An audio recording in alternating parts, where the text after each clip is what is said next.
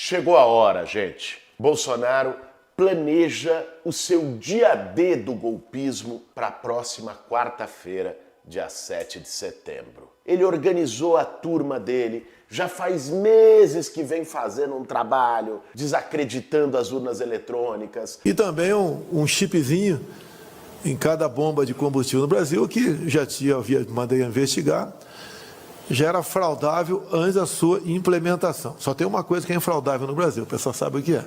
Tá? Atacando as instituições. Aqui, do outro lado da Praça dos Poderes, uma turma do Supremo Tribunal Federal, por 3-2, mantém a cassação de um deputado acusado em 2018 de espalhar fake news.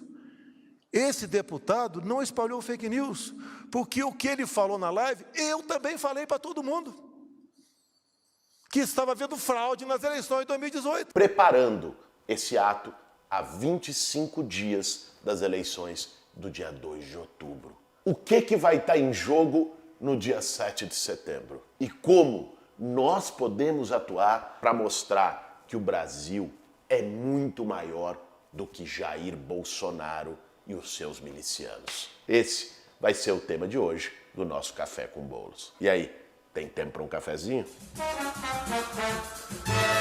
Para fazer um bom café, meu bem.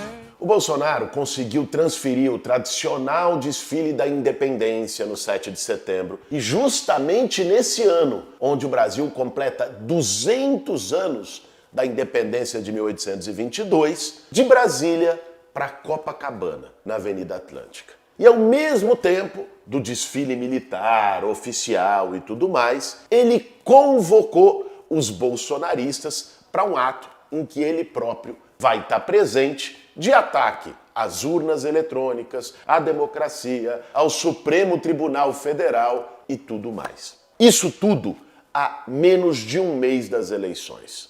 Nós temos que ter em mente o que está em jogo nessa história. Sabe, por que o Bolsonaro, em vez de fazer campanha eleitoral, está ali disputando para ir para o segundo turno com Lula, por que ele vai continuar no discurso do ataque às urnas e tal? Tem gente que não entende, tem gente que acha, não, isso é burrice, isso é falta de estratégia. Não é não. O que está em jogo, nós temos que ver como o Bolsonaro atua. Isso desde antes de chegar ao governo e desde o começo do seu governo até hoje, o Bolsonaro tem uma prioridade que é organizar os fidelizados, organizar a turma dele, os bolsonaristas. Não é que isso vai dar algum voto a mais para ele. Essa turma já vota nele. A questão é que isso vai engajar mais, mobilizar mais, deixar mais com sangue nos olhos a turma dele. Então quando ele chama essa turma para rua, como ele fez em 7 de setembro do ano passado, como vai fazer agora, ele não está ganhando voto, ele está fidelizando um exército. Essa é a estratégia dele. E nisso,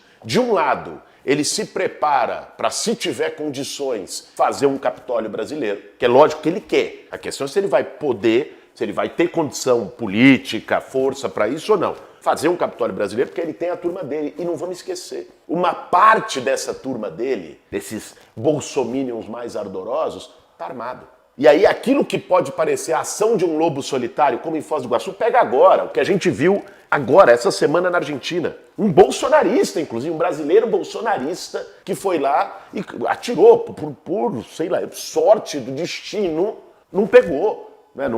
A bala não saiu. Agora, ele podia ter matado a Cristina Kirchner. O Petro sofreu um atentado na Colômbia também de milícias armadas. O presidente da Colômbia, de esquerda. Então veja, o que ele está fazendo é algo muito mais grave e profundo. O que ele está fazendo é organizar uma milícia. Tanto de gente que está em clube de tiro, armada, com fuzil, com arma pesada, com pistola, com tudo que você possa imaginar, que comprou munição e arma nos decretos dele, chegou a 1 milhão de licenças de arma que ele conseguiu ceder, e aí ele está cada vez mais jogando veneno, trazendo essa turma e falando, tá tudo errado. Ele sabe, no fim do dia, o Bolsonaro sabe, ele entre quatro paredes, ele sabe que o problema não é urna eletrônica, só que esse é um discurso que tem uma funcionalidade para manter os dele coesos. E mais, se ele puder dar um golpe, ele dá um golpe. Se ele não tiver força para dar um golpe, ele já está preparando o dia seguinte da derrota.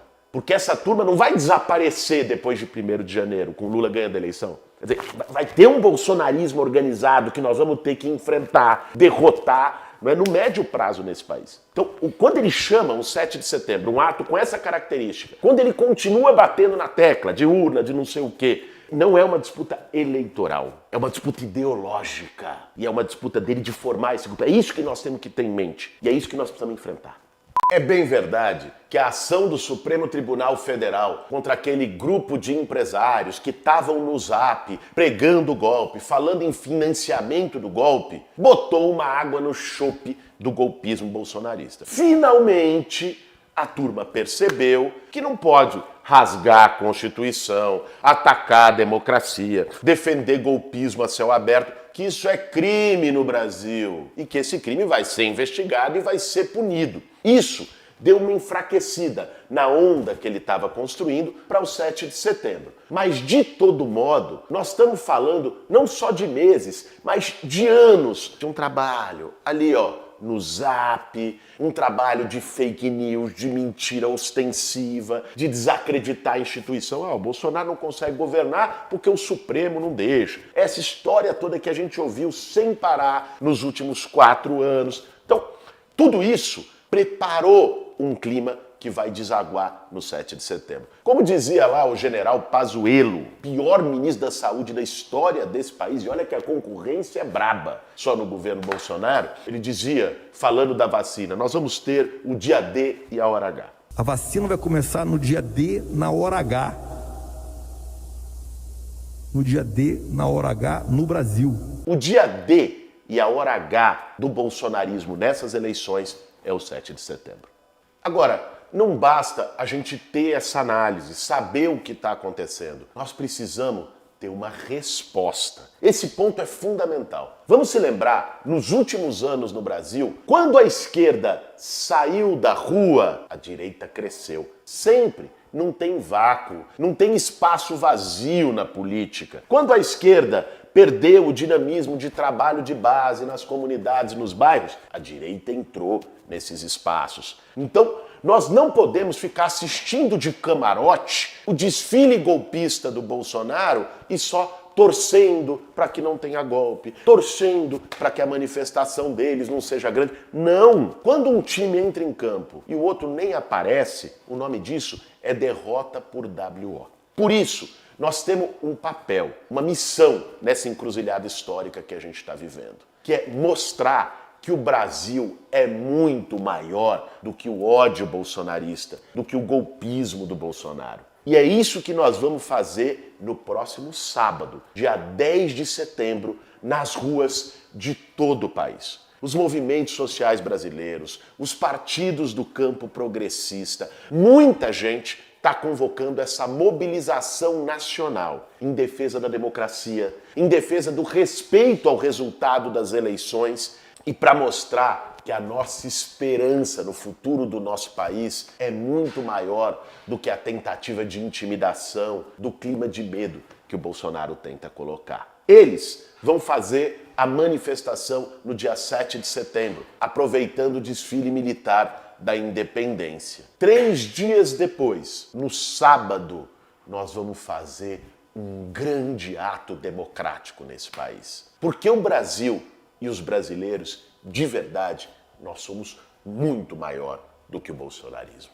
E esse, gente, é um momento decisivo. Nós estamos a menos de um mês das eleições. O momento de ir pra rua é agora. Essa é uma eleição diferente, que não basta a gente chegar lá no dia 2 de outubro e depositar o nosso projeto, o nosso sonho, as nossas esperanças na urna. O nosso papel esse ano tem que ser muito maior. Essa é a eleição mais importante desde o fim da ditadura militar. O que está em jogo é uma encruzilhada entre, de um lado, a democracia, do outro lado, a barbárie. É isso que o Brasil está vivendo. Nós não podemos tratar isso como, tudo bem, lá no dia 2 só eu voto. Não! Nós temos que convencer mais gente, nós temos que virar voto e nós temos que ir para a rua. Nós temos que demonstrar os nossos sentimentos e as nossas convicções na rua desse país. Por isso, eu quero fazer uma convocação a todas e todos vocês que acompanham o Café com Bolos. Da cidade que você tiver. Aqui em São Paulo, por exemplo, vai ser na Avenida Paulista a manifestação do dia 10. Mas cada cidade, as grandes cidades brasileiras, estão organizando ali a sua manifestação. Procure saber nos movimentos sociais, nas redes sociais. Nós vamos divulgar os pontos de concentração, mas compareça. Dia 10 vai ser um capítulo extremamente importante dessa jornada que nós estamos vivendo e que vamos trabalhar dia e noite para que se encerre no dia 2 de outubro com uma grande vitória do Lula no primeiro turno, para a gente resolver de uma vez por todas essa fatura e seguir organizado e mobilizado para não só derrotar o Bolsonaro, mas também derrotar esse caldo de ódio do bolsonarismo. Esse foi mais um Café com Bolos. Para fazer um bom café, meu bem.